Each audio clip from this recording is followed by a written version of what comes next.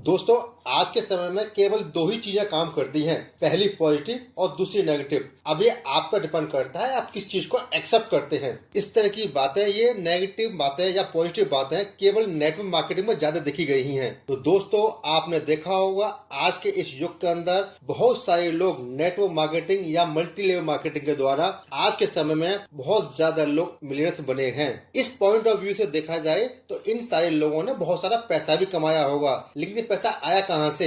इसका मतलब यही है कि यहाँ पर आज के इस समय में बहुत सारी कंपनियां अच्छा वर्किंग कर रही हैं, बहुत सारे लोग अच्छा वर्किंग कर रहे हैं और वो अपनी टीम पर फोकस करते हुए दूसरों को हेल्प करते हुए आगे बढ़ रहे हैं। तो दोस्तों, इस पर आए दिन बहुत सारी स्टडियां होती रहती हैं। इस स्टडी में यही पता चलता है कि जो पुअर माइंडसेट के जो लोग हैं वो इसमें अच्छा वर्किंग नहीं कर पाते, क्योंकि वो केवल पॉजिटिव बातों पर फोकस न करके केवल नेगेटिव बातों पर फोकस करते हैं। जिस तरह से आम के पेड़ पर केवल आम ही आते हैं, लेकिन अगर हमें आम चाहिए तो हमें आम का बाग लगाना होगा।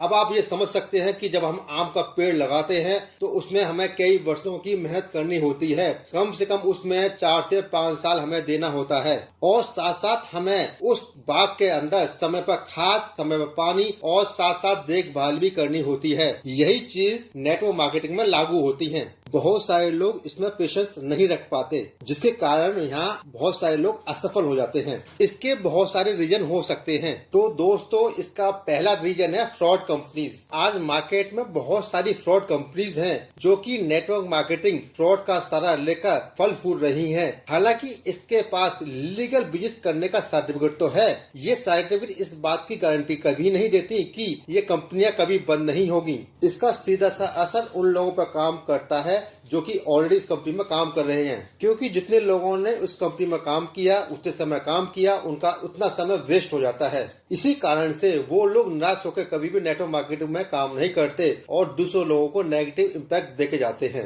मेरा टॉपिक रखने का आज यही कारण था जो आपने थंबनेल में देखा है। और दोस्तों, second reason, lack of knowledge in our society और नेटवर्क मार्केटिंग। आपने देखा होगा हम जहाँ रहते हैं, जिस सोसाइटी के अंदर रहते हैं, उसमें बहुत सारा लोगों को नॉलेज नहीं होता कि एक्चुअल में नेटवर्क मार्केटिंग क्या है, ये किस तरह से वर्क करती है, इसे हमें कैसे सिलेक्ट करना चाहिए, किस तरह से हमेशा वर्किंग करना चाहिए। और इसमें बहुत सारे लोग इसका चयन नहीं कर पाते कि हमें किस नेटवर्क मार्केटिंग को करना चाहिए, क्योंकि नेटवर्क मार्केटिंग जो है एक नॉर्मल बिजनेस की तरह होता है, जहाँ पे हमें समय भी देना होता है, मेहनत भी करनी होती है। लेकिन यही बात हम करें नौकरी के अंदर, जब आप किसी जॉब में होते हैं तो हम 1 महीने काम करने के बाद में, 2 महीने बाद काम करने के बाद हमारे पास एक फिक्स इनकम आती है। लेकिन नेटवर्क मार्केटिंग में ऐसा नहीं होता, हमें यहाँ पे कंटिन्यू वर्क करना होता है। यहाँ पे आपकी जो इनकम आती है काफी अप एंड डाउन होके आती है। जैसे कि मैंने आपको पहले एक एग्जांपल दिया था कि अगर हमें आम का बाग लगाना है तो हमें 4-5 साल उसे इंतजार करना होगा, लेकिन इतना सारा पेशेंस लोगों में नहीं होता। इस कारण से लोग यहाँ पर नेगेटिव बातें करना शुरू कर देते हैं। तो दोस्तों, थर्ड रीजन है lack of training program and information,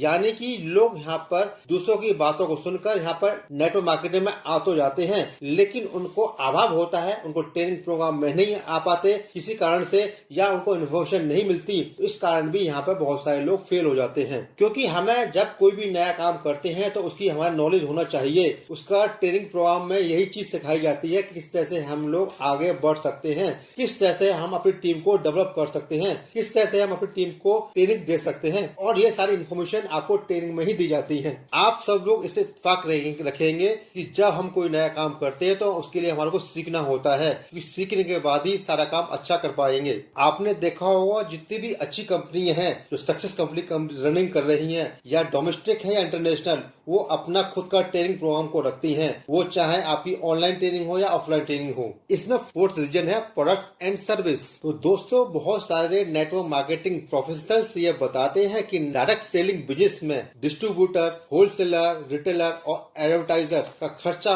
कम हो जाता है। इसके बावजूद भी प्रोडक्ट कस्टमर के लिए बहुत महंगे होते हैं, क्योंकि नेटवर्क मार्केटिंग के अंदर यहाँ पर बहुत सारे लोग नेटवर्क में वर्किंग करते हैं। तो ये सारा जो पैसा है उन सभी नेटवर्क मार्केटिंग के अंदर जो वर्किंग करने वाले हैं उन लोगों में डिस्ट्रीब्यूट होता है। और साथ साथ यहाँ पर नेटवर्क मार्केटिंग अपने प्रोडक्ट की क्वालिटी का फोकस करती है, वो अपनी क्वालिटी पे फोकस करती है, क्योंकि उसकी क्वालिटी कम नहीं होनी चाहिए। एंड सेकंड बात है सर्विस की, क्योंकि कंपनी में आप जब ट्रेनिंग में जाते हैं तो यहाँ पर बताया जाता है कि किस तरह तरह से हम किसी प्रोडक्ट को सर्विस अच्छा दे सकते हैं, क्या उसकी खास बातें हैं, किस तरह से उसे यूज करना है, ये सब जो ट्रेनिंग के पार्ट होते हैं। लेकिन जब कुछ यहाँ पर बहुत सारे लोग इस चीज को ट्रेनिंग को अटेंड नहीं करते तो ये चीज इसमें अभाव देखा जाता है। तो दोस्तों आपने देखा होगा कि यहाँ पर जब तक आप किसी ट्रेनिंग प्रोग्राम में नहीं जाएंगे तो यहाँ पर ये सारी चीजें नहीं सीख सकती, क्योंकि ट्रेनिंग के अंदर आपको स्किल्स पर फोकस किया जाता है। स्किल्स के अंदर बहुत सारी चीज आती है, इसमें आपको डीप में एक अलग से एक वीडियो दिया जाएगा किस तरह से हम लोग एक अच्छी कंपनी का चुनाव कर सकते हैं। तो दोस्तों ये कुछ नेगेटिव इम्पैक्ट सोसाइटी के अंदर डालते हैं जो मैंने आपके साथ कुछ शेयर किए। दोस्तों इस वीडियो से हमने 10 डेज चैलेंज दोबारा से स्टार्ट किया है, जिसमें हम कंसिस्टेंटली आपको 10 डेज तक कंटिन्यू वीडियो देंगे। ये डे 1 है हमारे इस चैनल का। तो दोस्तों आपको ये वीडियो अच्छा लगा है तो मेरे इस चैनल को आप सब्सक्राइब कीजिए, क्योंकि आपको 10 डेज तक कंटिन्यू नोटिफिकेशन मिलता रहे। और मैं आपसे ये उम्मीद करता हूँ कि आप इस वीडियो को अपने दोस्तों तक पहुँचाएंगे, शेयर करेंगे। आपको मिलता हूँ डे 2 के अंदर। Good bye, thanks for watching.